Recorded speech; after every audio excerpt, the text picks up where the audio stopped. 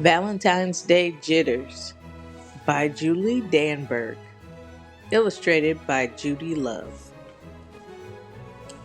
Valentine's Day was just around the corner, and Mrs. Hartwell had the jitters.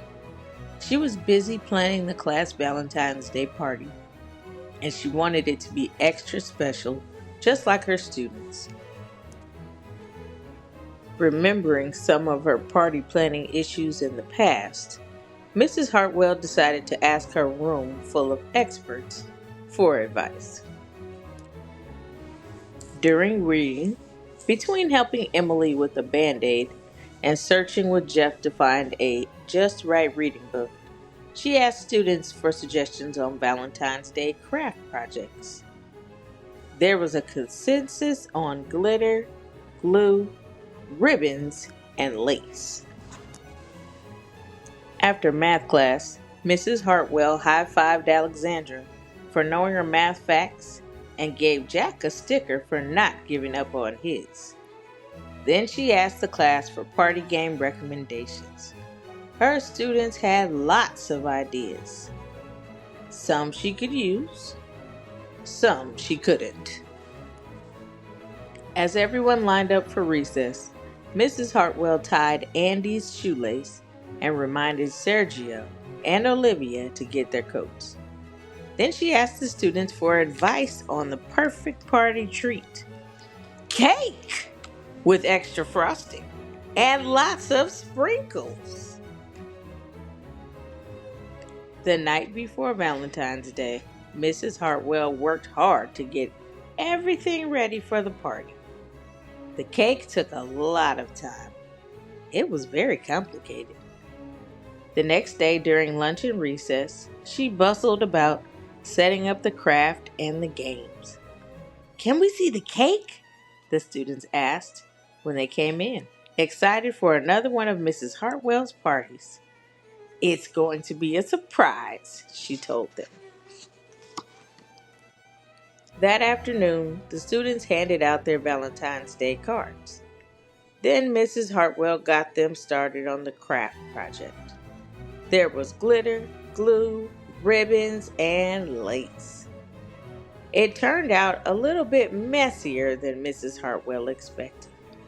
"Oh my," she said. Next up, games. Laughter rang out as students played Pin the Smile on the Teacher, Beanbag Heart Toss, and Candy Heart Bingo. It was a bit livelier than Mrs. Hartwell expected. "Oh dear," she said. Finally, it was time for her extra special cake surprise. Mrs. Hartwell couldn't wait. She knew it would be the perfect ending to a less than perfect party. The students were definitely surprised. "Is it supposed to look like that?" Jack whispered to Maria. "Oh no," wailed Mrs. Hartwell. "This party is a disaster. I wanted it to be extra special. I wanted to show you how much I care." For a minute, the students looked confused. Then they laughed. "But you show us that every day," they said. "Silly Mrs. Hartwell," said Alexandra, patting her on the back. The students decided to take charge. Some of them helped Mrs. Hartwell clean the frosting out of her hair and the glue off her shoes. Sort of. Some of them raced to clean up the mess. Sort of. And some of them fixed the cake. Sort of. But all of them took turns working on an impromptu Valentine for Mrs. Hartwell. They wanted to be extra special, to show her how much they cared. Once again, the classroom rang with laughter. At the end of the day, the students gave Mrs. Hartwell their creation. "Happy Valentine's Day!" they cheered. Mrs. Hartwell smiled. "It's perfect," she said. "Just like you," Emmy said.